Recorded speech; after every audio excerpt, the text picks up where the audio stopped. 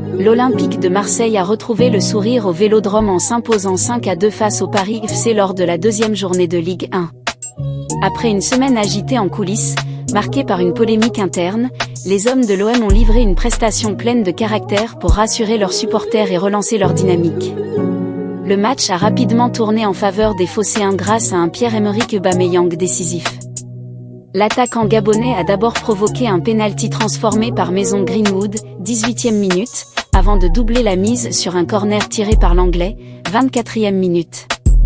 Mais le Paris FC, loin d'abdiquer, est revenu dans la partie. Ilan Kebal a réduit l'écart d'une belle frappe enroulée, 28e minute, et Moses Simon a égalisé en début de seconde période, 58e minute, profitant de quelques flottements défensifs marseillais. L'OM a toutefois su réagir avec sang-froid. Sur une erreur de Lohan Doucet, Bilal Nadir a servi Aubameyang, qui a inscrit son doublé, 73e minute. Derrière, Pierre-Emile Hojbjerg, 81e minute, puis Robinho Vaz dans les arrêts de jeu ont alourdi le score, scellant un succès probant.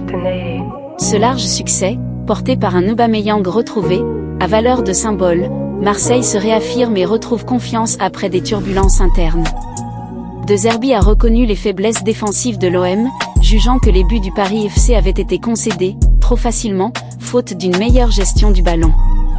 Il a expliqué cette fébrilité par une semaine difficile depuis Rennes, précisant que ses joueurs ne sont pas des robots, mais des hommes sensibles, entrés sur le terrain avec trop de crainte en tête. Pour lui, l'équipe a gagné mais a trop souffert, défensivement.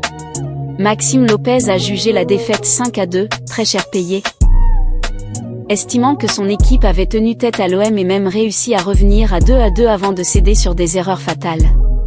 Selon lui, la Ligue 1 ne pardonne pas, et face à des joueurs de classe mondiale, chaque cadeau se paye cash. Il a reconnu la frustration d'avoir 0 points en 2 matchs mais aussi des motifs de satisfaction dans le contenu.